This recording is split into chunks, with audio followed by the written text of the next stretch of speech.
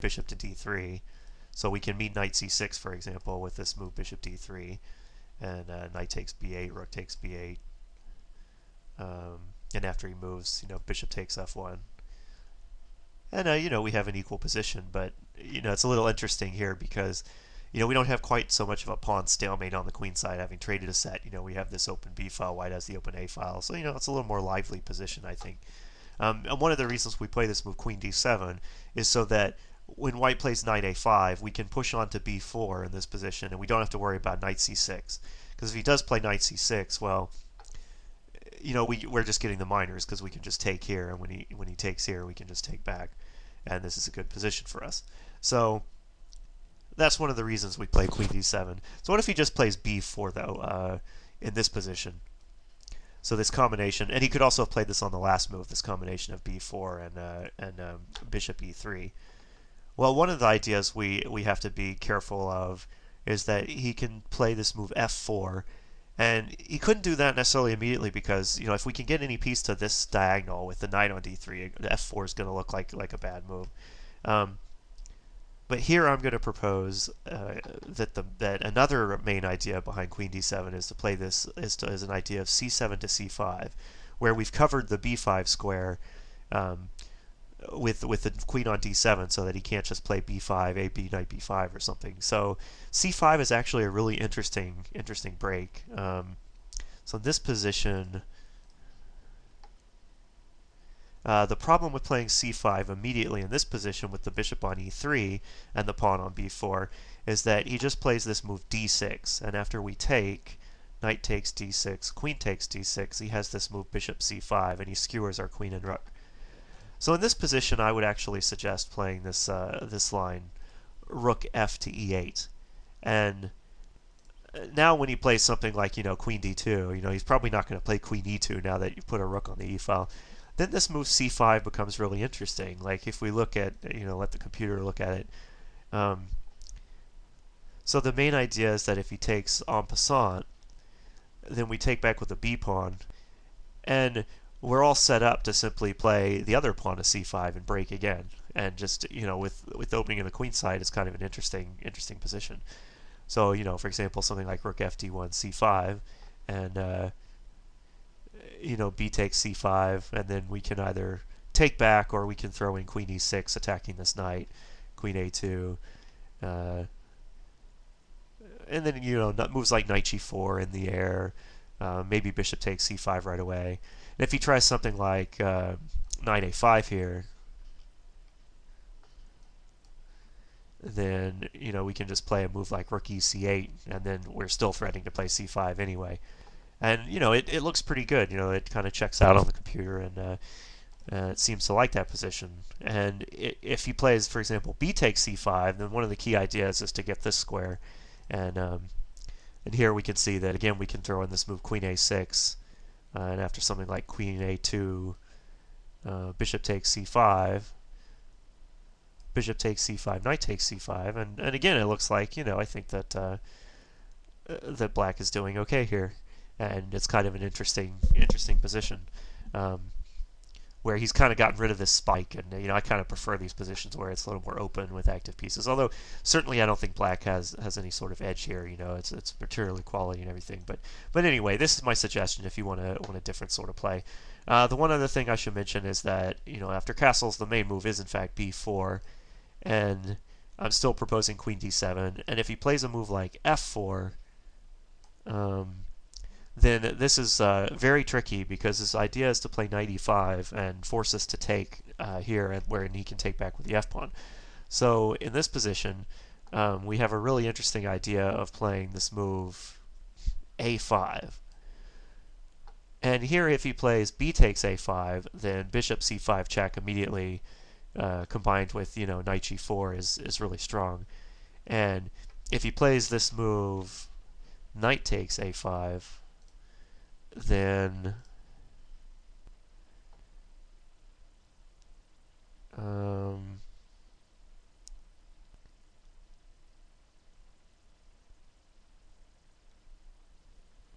yeah, then we can play this move c5 and fight for the square again. And Actually, I think this might not be the right line. Against this move, when he hasn't played here, we may be able to just play knight takes c1. But no, I think a5 is right, but I'm trying to remember the interesting line after knight takes a5. I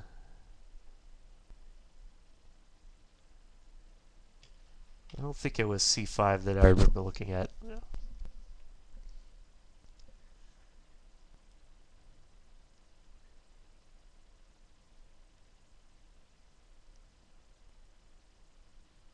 Yeah, the computer's saying that black is doing fine after moves like c5 or knight e8. Actually, it's liking c5 now with the idea of b5, c4. And after knight takes c4, rook f c8, black's pieces are getting pretty active here, and he's got the idea of checking on e3.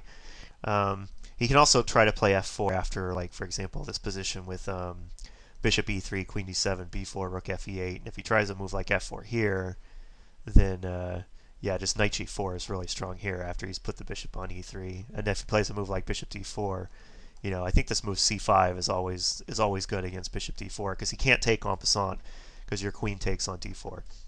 So this is my idea, this novelty queen d7, and I think it's an interesting line. And I've showed some of the tactical ideas, so I'm going to move on because there's a lot of material to cover in this line.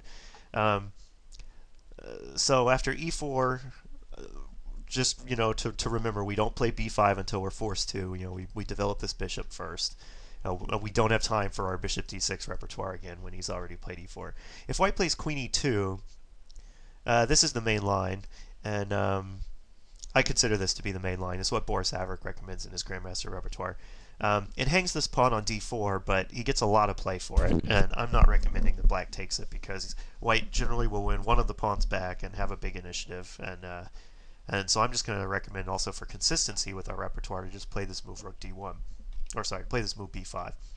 White will generally follow up with rook d1, and then I'm proposing we preemptively play the knight to b4 to stop d5.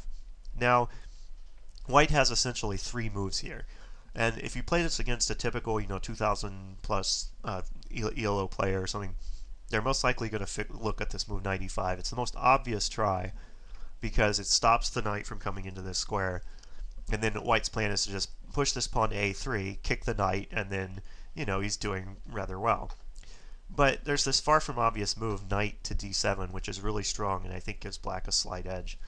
The idea is to just take the knight on e5, so like on something like a3, we're just going to take the knight on e5. And then, how does he take back? Like if you do this, what does he do? Like if he plays d takes e5, you just play knight d3 and you've gotten what you want. And if he plays a takes b4, well, then we also just get a knight to d3. So either way, a knight's coming to d3 there. So the only real try for white is to attack and play this move queen g4. And now the computer uncorks this interesting novelty g5, but I think either g6 is probably the safer, or king f8 is also playable. And let's see if this position's actually been reached. No, it hasn't actually been reached. It was reached in a game that I played against a master. And in this position, knight takes e5 is threatened, so it's hard to really come up with a move. Like after something like a3. Knight takes e5, d takes e5, knight d3. White's forced to play something like, bishop f1 to try to dislodge this piece, but this is actually a good result. Like, even if we have to give this pawn back at some point, getting rid of the Catalan bishop is always a good result.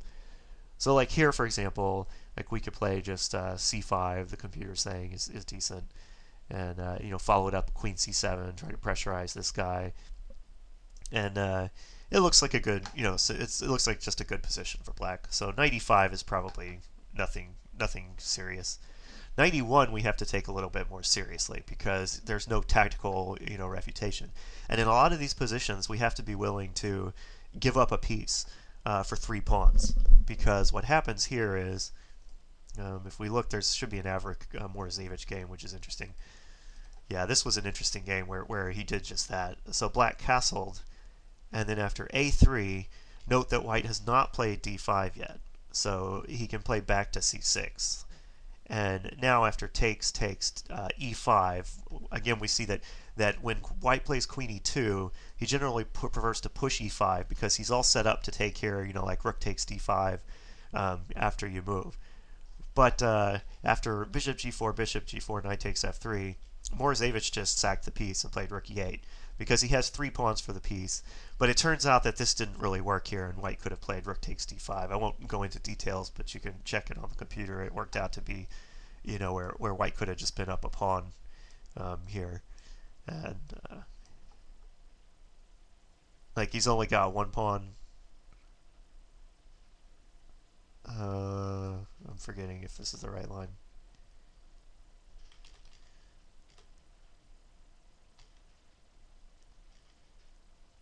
Yeah, and maybe it's okay. I don't know, but I think that in this position, it's saying white has a pretty decent edge. But I don't think he had to play bishop g4. I think he could play this move knight g4, and I don't see what's so terrible here. Like if we put it on the computer and let it start thinking, well, there's 3 captures on d5, but I don't think any of them turn out to be that amazing. Like in this position, I think we can actually play knight here, and if he tries to do something where he plays like knight f6 check to quote unquote win our queen, the computer thinks this position's actually pretty good for white, or so for black. Sorry, he's just got really active pieces, and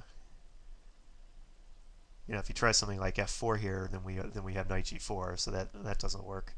And he can't play bishop c6 because of knight e3 and bishop d4. So, this position, it says, is pretty good.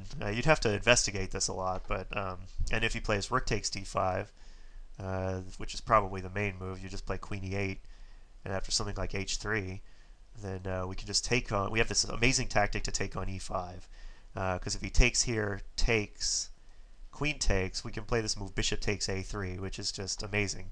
Because if he takes, it takes, the rook is threatening to take on e1, so he doesn't have time to take back on a3. So his best move is probably just knight c2, and then after bishop d6, we've got a full 3 pawns for our piece, and well, actually it's the minors. We have 3 pawns for the minors, and so that's just yeah, it's 2 knights versus 3 pawns and a rook. So that's pretty good for black. And similarly, bishop takes d5 isn't really scary either. If we look at that variation, then again he could just move the queen, play queen e8, and after I guess he could try something like e6, but we can just take with the f pawn, and there's nothing happening here. We can just take this, and in this position, queen f7. There's a lot of tactics you would have to sort of know ahead of time worked out. So that's probably why Morozevich didn't play this. But I think it all works out, and for example, in this position, you're still up a clean pawn, and the computer's saying minus 1.7. So that's my quick look. You should look at that game if you want. Look into that line of playing knight g4. So Averick's recommendation, which is probably the main line, is to go ahead and push d5. And the idea here is that we no longer have time to go to d3. If we try d3 here, I think white can just play. Yeah, you can just play this move d takes e6, bishop takes e6, and then knight e1, and we're forced out, and he's got a good position on the file here. Maybe it's playable, but I think white has a slight edge in that position. So the critical move is to take and allow this e5 push. Now this can be pretty strong here, because after this move h3, the idea is he wants to force us to come back here where he doubles our pawns. So one possibility is to play this novelty knight takes f2. I've been looking at this some on the computer, and it's a piece for 3 pawns, but it's really kind of crazy, unclear positions. Like in this position, he almost has to sack, or he gets into some serious trouble with c5. Like for example, if he plays a move like king g1 here, then we can see that the computer will say that after a move like b4, black is doing rather well. Bishop d7, b3, and then just castles, and he has a lot of compensation here with the idea of just playing bishop takes a4, and yeah, so that looks pretty good. So rook takes d3 is probably critical, but then this position seems quite playable. It's yet another two knights for, or knight and a bishop. No, it's two knights for a rook in this case, with two pawns.